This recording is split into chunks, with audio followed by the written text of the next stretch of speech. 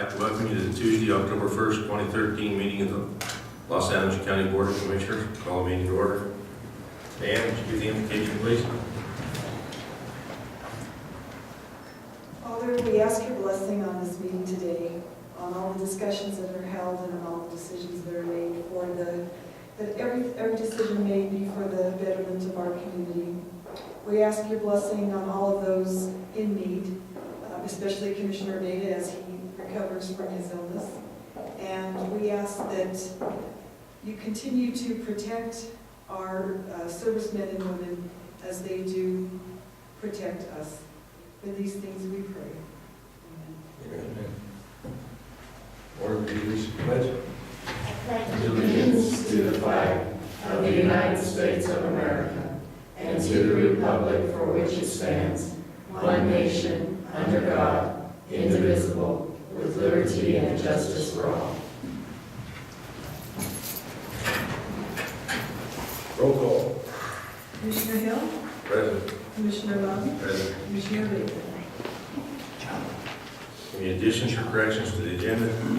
Commissioners, we have no additions or corrections to today's agenda. Motion. So we approve the agenda as presented. Second. Roll call. Commissioner Hill, Yes. Commissioner Levy. Yes. Considerations of the regular meeting minutes of September 17th, 2013. Is there any additions or corrections? I make a motion that we approve the meeting minutes of September 17th, 2013, as presented. Second. Roll call. Commissioner Hill, Yes. Commissioner Levy. Yes. Reading of correspondence, Commissioner Committee reports. Commissioner Loud. I have nothing. Any public comment? Any public comment?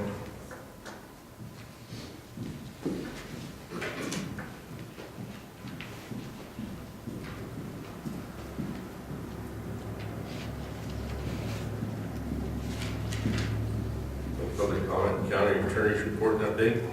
Nothing to report on the request on executive session for request of attorney.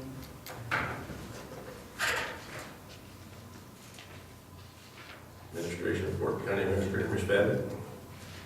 Commissioners, the only thing I wanted to let you know about is that commissioners have been invited to a presentation at the District Health Department on Thursday, October 3rd, this week, from 11:30 to 1. It's a presentation from the Colorado Children's Council on the It's About Kids campaign that is carrying out. If any of the commissioners are interested in attending from 11:30 to 1 on Thursday, just let me know after the meeting and I will give Jennifer a account from the county. And other than that, I don't have anything else. When will that be over? It's Thursday, it's from 11:30 until 1. I need to be on the way to him or something. I think that probably works. Road and Bridge Supervisor, Mr. Dorncamp. Good morning, Commissioners. Morning. We continue to haul a little gravel on some of our roads that were topped with stormwater some time back. We're about to get that wrapped up. Working on cattle guards and our contracted crusher. TCS Crushing is moving into the Feister pit. West Aguilar should be crushing by tomorrow. That's all I've got. When I came out this morning on County Road 10, there's a counter there. Did you put that counter? No. Or it's you know, it's the cable that goes across the road, and I couldn't figure out why. Maybe the state's going to build you a highway. I hope so. That would be okay. How big a box was attached to it? Oh, it's not like this. It's not one of ours. Ours are little small boxes. Well, yeah, I didn't stop and look at it. I rode over it 13 times. Thank you. I know Alan's got one, but I'm not sure if he's checking traffic counts on it or not. Well, Alan was gone yesterday, and it showed up yesterday. It wasn't there yesterday morning, but it was there last night when I went home. It's not the county road and bridge department, not sure what's going on. Do you have one of those off-system bridges up there, one of those big bridges? There's not on County Road 10, is there? No, on County Road 10? They're I all mean, there's some small. bridges, but they're all Small. small. Because I thought maybe it'd be the engineers who inspect our bridges, they'll do traffic counts on the roads. Okay, I'm not sure who it is. Okay, I was curious that, as I say, I pull up, back up, pull up, back up. I will do it again tonight. I'm sure whoever put it out there appreciates it. Thank you, Phil. Oh, Extension officer. one of the things, excuse me, I got sidetracked. I'd also like to meet with the board in executive session regarding personnel issues not specific to any one employee, just, I need to speak with the board. Thank you. Extension officer. Where are we?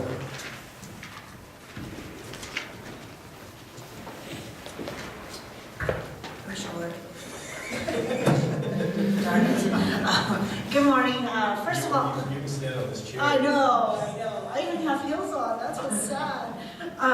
First of all, before I get going, I want to say thank you guys for all your support with the changes of the fair. I know that with changes came a lot of criticism and a lot of people questioning the Fair Board's decision, but the Fair Board believes that it was a right decision and that we moved in the right direction.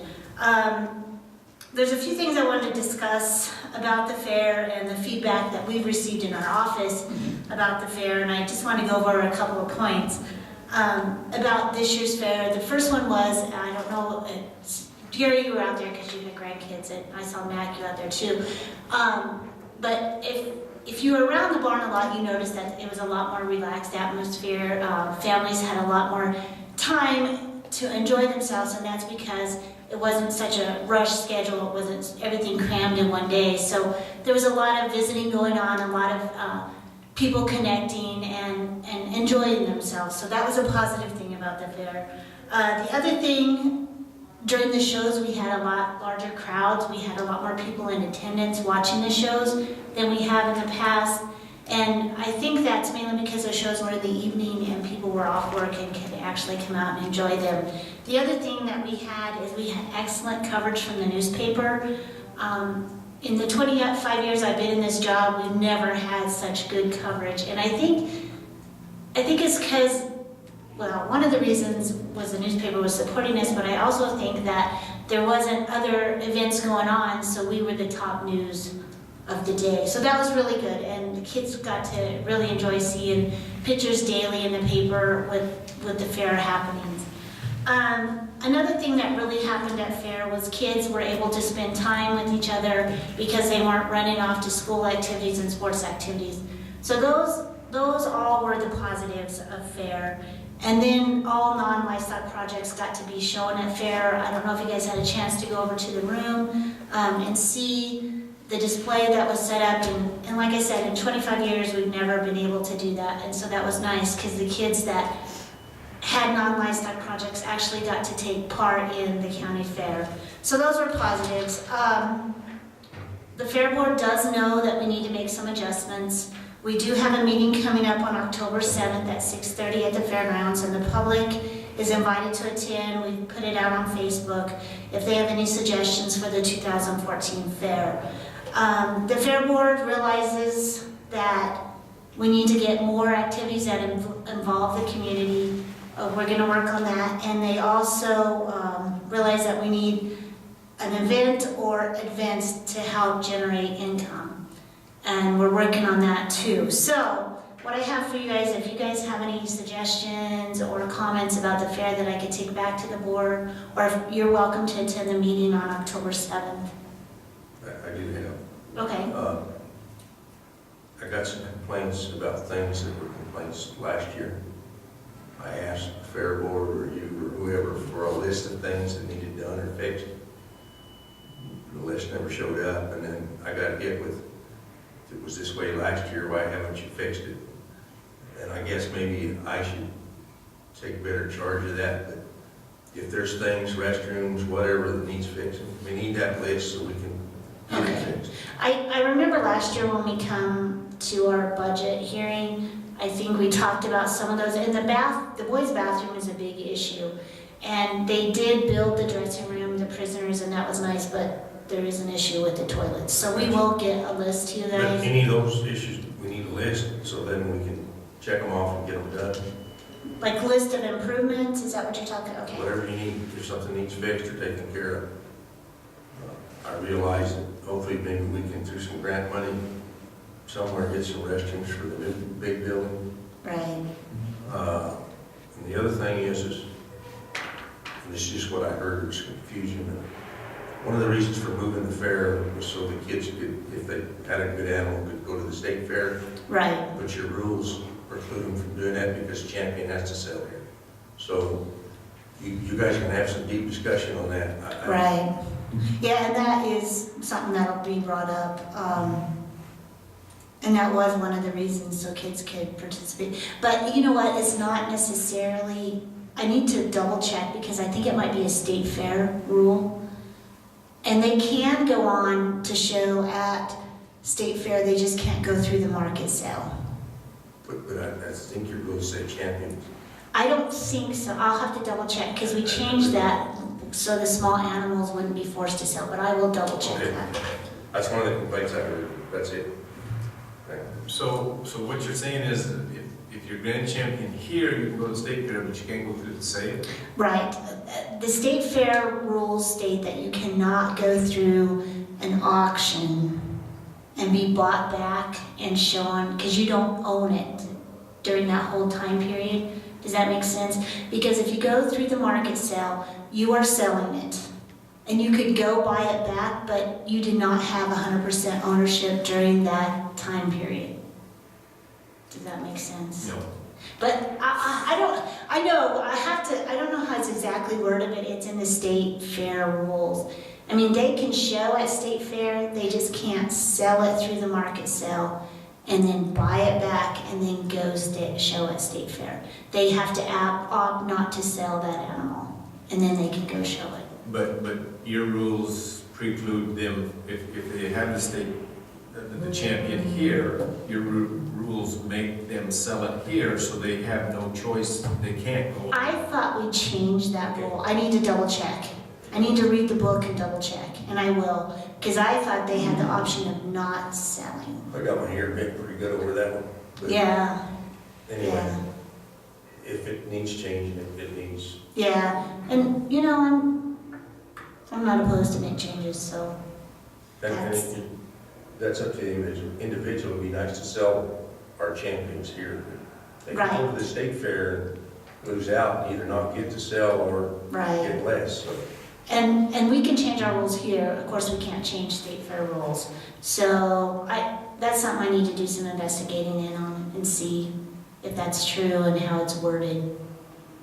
So other than that, do you guys, I know that market sale was a little iffy because of logistics of hauling animals, but I think all in all, we were glad we had it in the indoor because of the rain. It would have been kind of nasty outside, but it worked good other than animal logistics things. I believe for a first time run through deal, it was good. I didn't hear any bad complaints, so. Yeah, well, that's The whole good. fair, I heard, there was a few people who complained to start when you moved it, and those are still, they're probably not gonna change their mind, so. Right, and it's hard because in their mind it was tradition, and I understand that. Unfortunately, times change and people change and society changes, and we have to move along with it, so.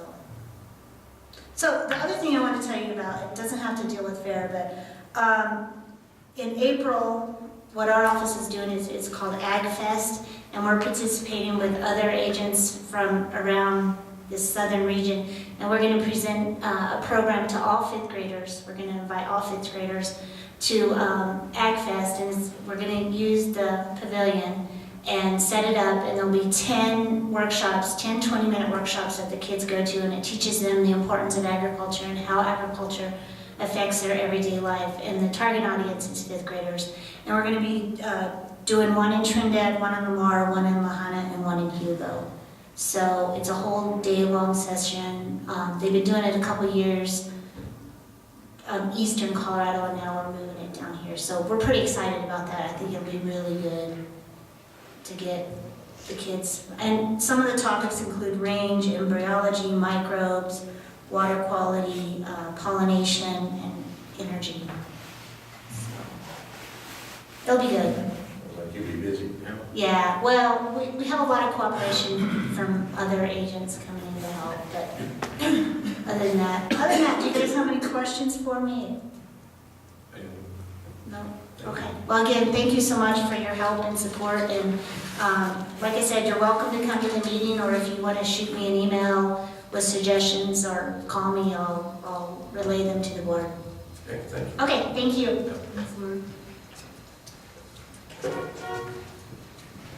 Item 7 is new business. Ms. Barron. Item A under new business is consideration of filling vacant building inspector / land use position.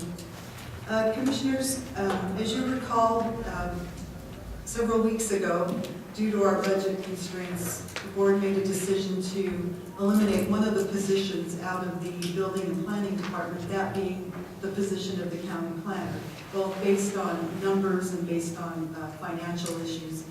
That was done, and then a few weeks later, our county building inspector submitted his resignation, leaving us with nobody in that department at the present time. So we've tried to cover and take phone calls, and we have some cooperation from the county, the district health department in meeting some of our needs for inspections and permitting and those type of activities at this point. But I would like to ask the board's permission, being that we are under a current hiring freeze, to fill what we're calling a joint position of a building inspector / land use officer. Somebody in that office who would take care of building permits, building inspections, SUPs that come before the county for any kind of projects that need special use permits, and those type of activities. This goes back to the board's original thought. I believe that that office probably needs one full-time position. At the present, we have none.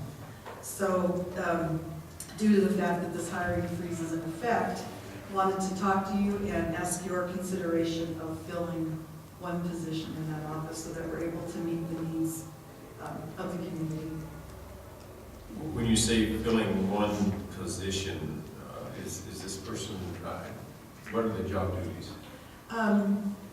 We developed a new job description, and I believe I sent it out to the board that kind of, as I mentioned, it combines the duties of the planner and the building inspector, realizing that we are not advertising for a degree county planner.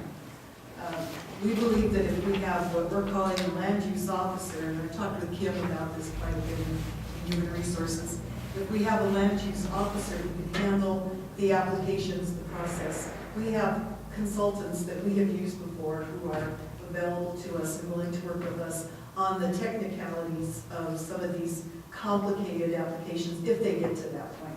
For instance, if the wind farm decides to reactivate their request for a permit.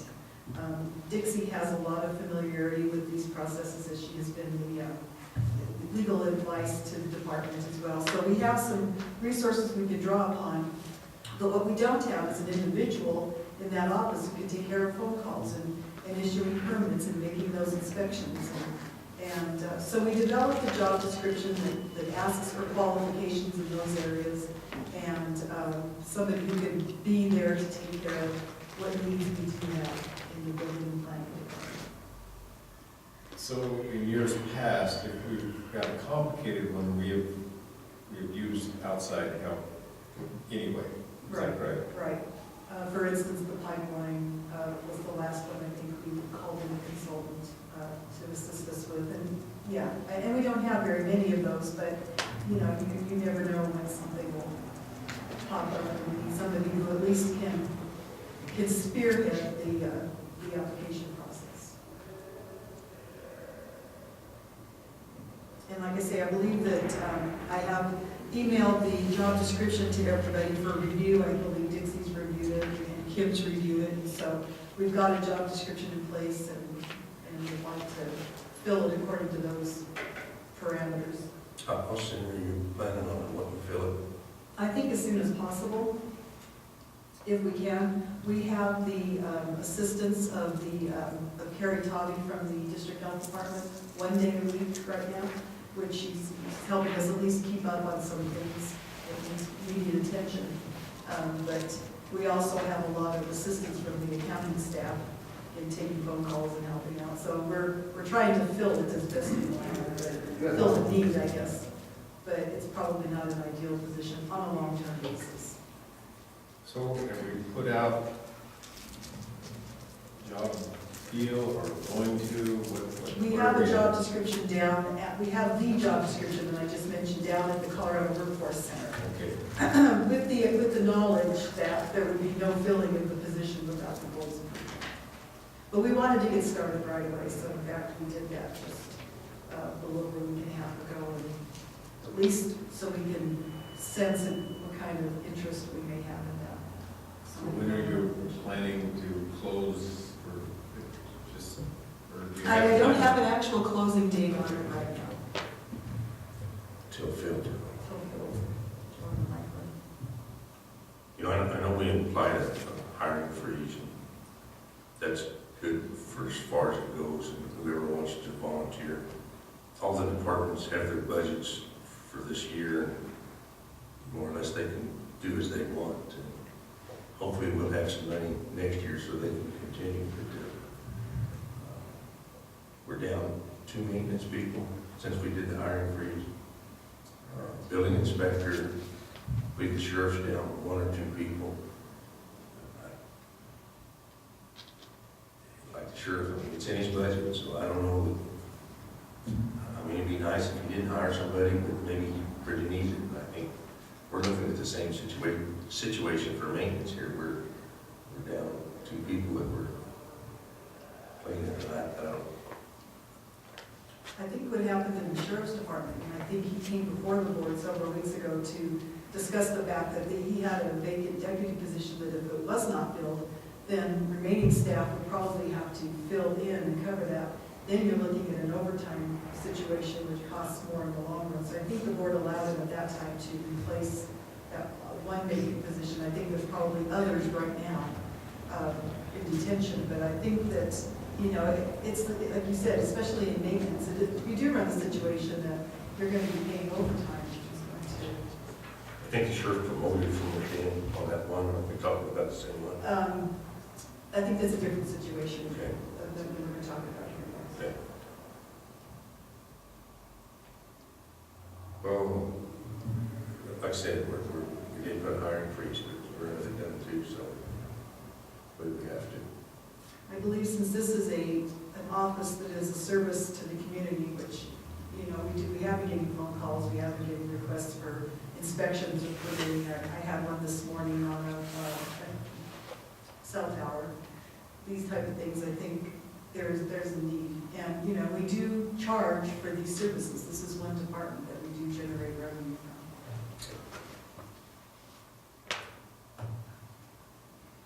from. Need a motion. I believe we need it's an action item. So how do you want this worded? I guess what I'm asking for is permission to fill a vacant building inspector / land use officer. I would make that motion.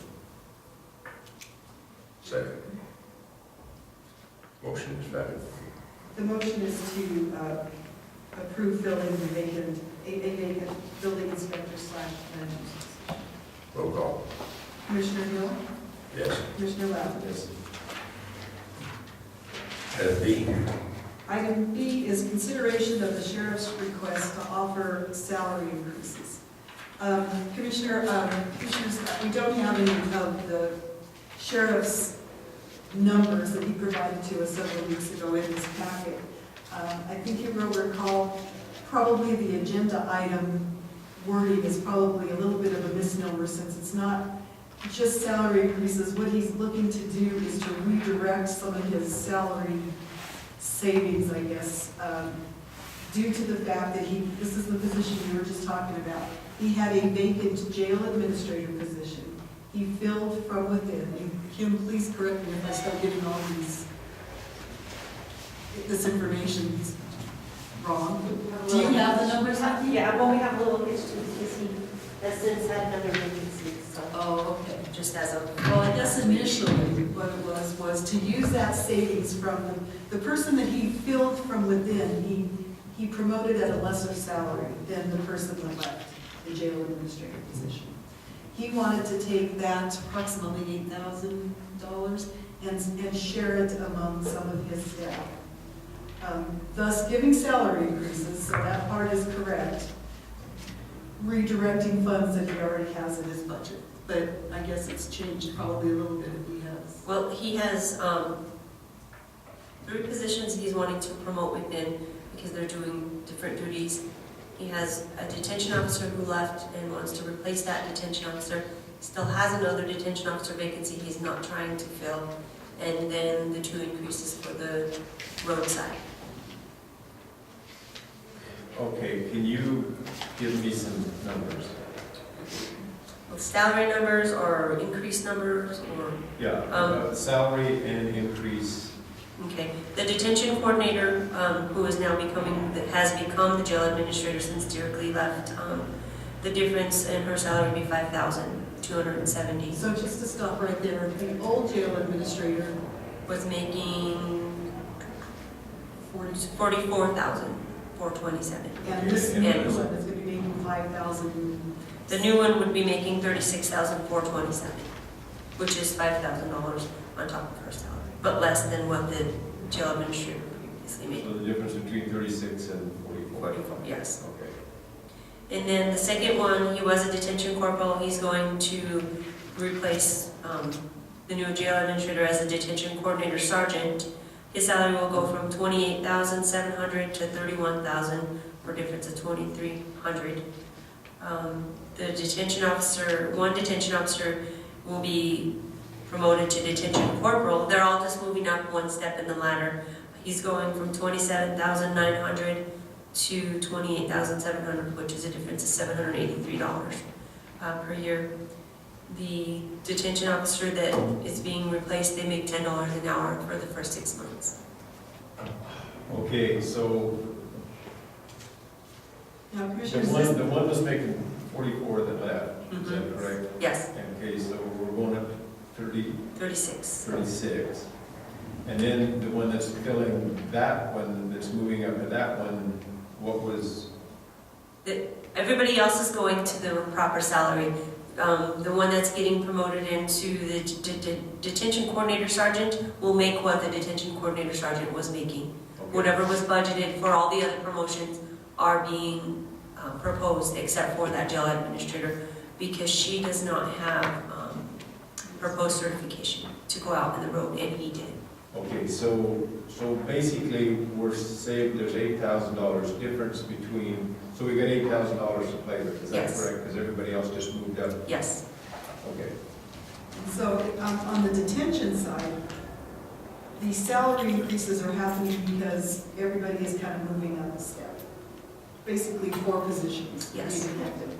Where it gets a little bit more interesting is the sheriff wants to take some of that savings because he's paying his new jail administrator less than his old one, and he wants to give that salary increase to his, His undersheriff and Undersheriff. his sergeant investigator. and they are not changing jobs in any way. He just wants to pass a salary increase on to them. Well, in my mind, those people that he promoted from within, that's still within his budget. I don't even know why he's asking. That's- He's asking because we have a freeze and a budget. And I understand that part too, but it's not really giving them a raise, it's within his department. The 2 that he's offering the raises to, yeah, I have a little bit of a problem with And I that. think they're all thrown in because they were all sent in together, and I think his reasoning for sending them all in together was to show his savings by not putting her at the full amount. and he's not hiring that person back. But now he's asking to hire somebody that just left. So, He still has one vacancy at the end in detention. Well, and I guess I kind of agree with you, Gary, that the 3 or 4, whatever it is, that are just moving up, I don't have any problem. But the other 2, I think the sheriff needs to come before this body and explain why they deserve a raise. I agree, I'm not speaking on behalf of the sheriff, I'm just telling you numbers. Can I answer the question? If these people are moving up, they were in a position, Yes. so shouldn't there be more than 8,000 left? There's got to be an unfilled position there is. if the dominoes go up. Right. But I think he wants to fill that position.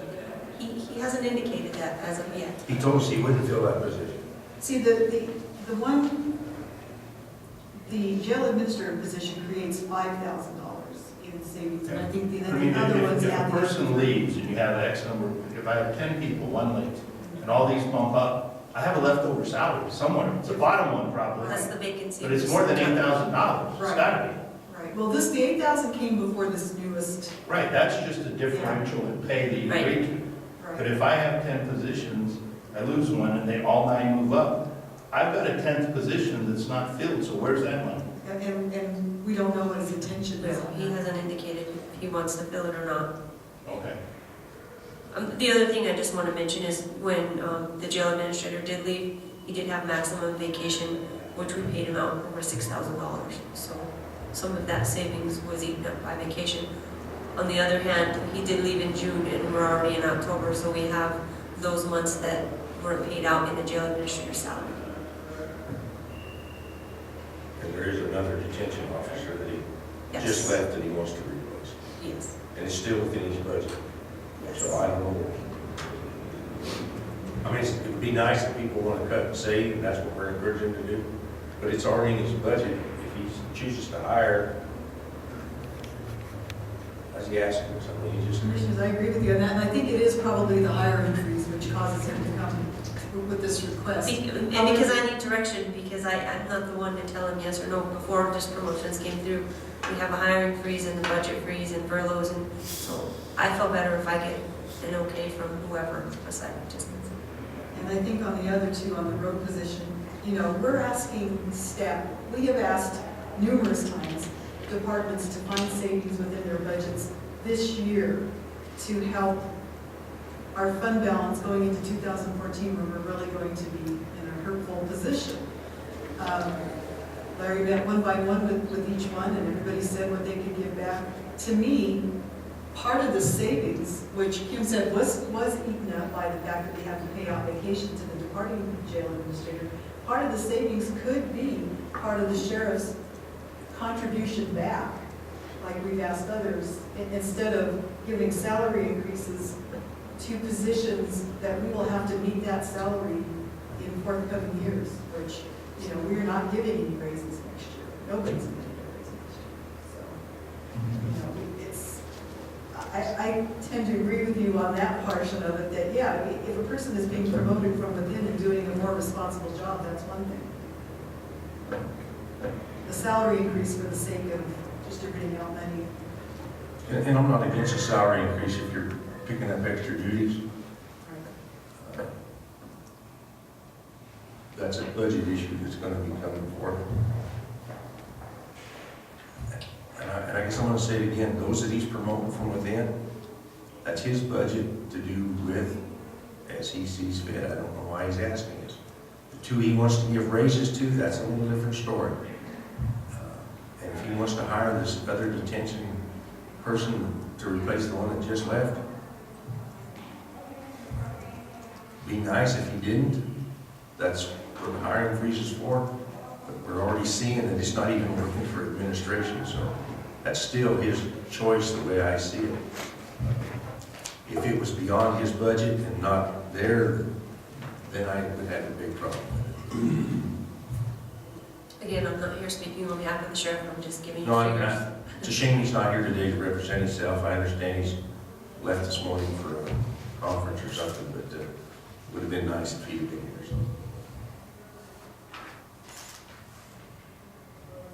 I'm gonna take this one step further now, that this has been, and maybe this is a discussion for work session.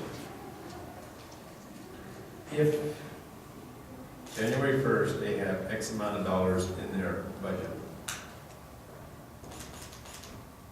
and somewhere in the middle of the year, we decide there needs to be furlough days, that money has already been appropriated.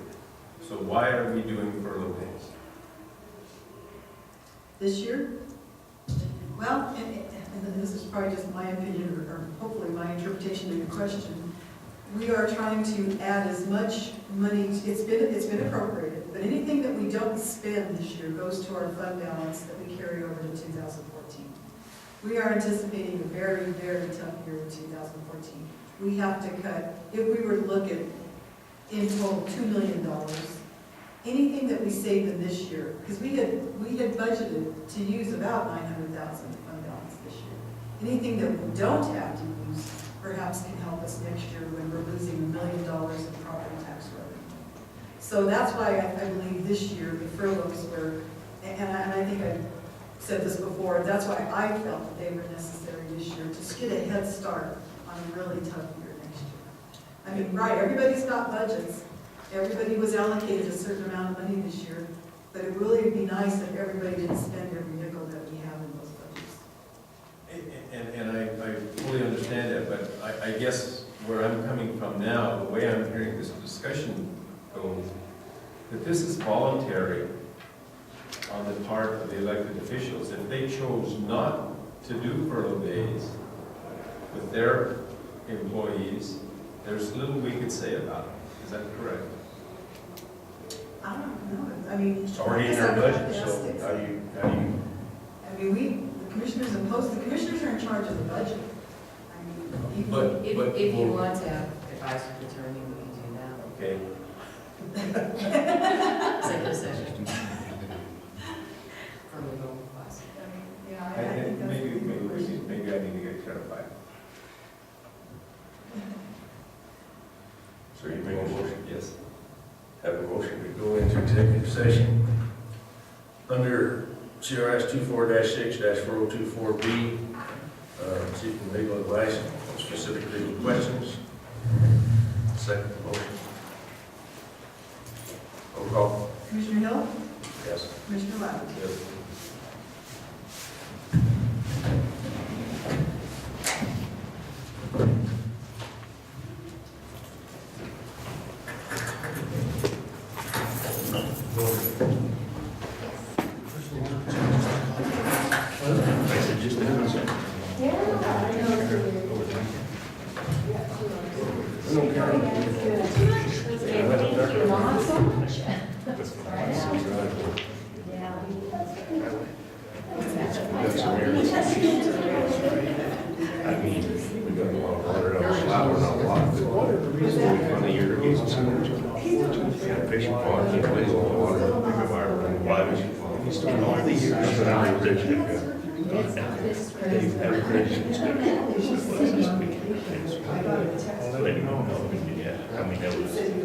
It was great. I mean, it was, no ruts, it was like, whoever, they put some time and effort into it, did a terrific job. All the way, the whole thing, yeah.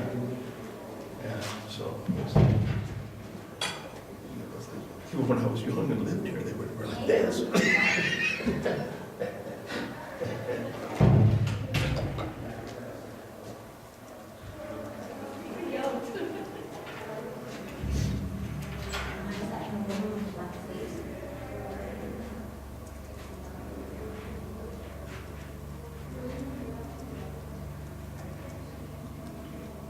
Yes. Okay, I'll call you to listen to them. All right. Bye.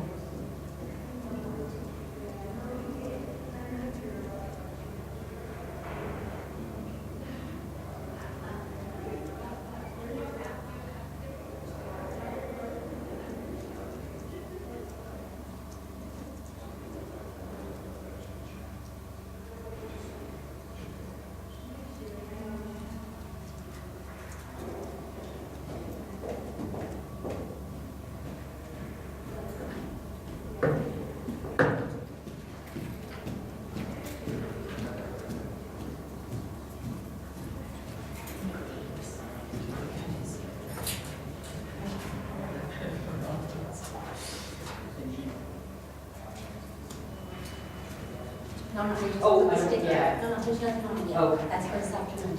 We'll change it. Okay, thank you.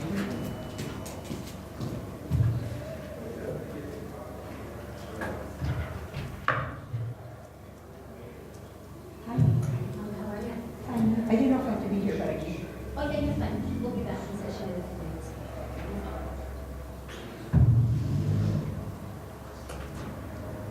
I think actually you're up next. Oh, You're just up next. I wasn't sure, is it necessary to come? No. That's what I thought, and then I said, I gotta get up there. So I'm here. Yeah, the clerks will notify you as soon as they're signed and approved. Okay.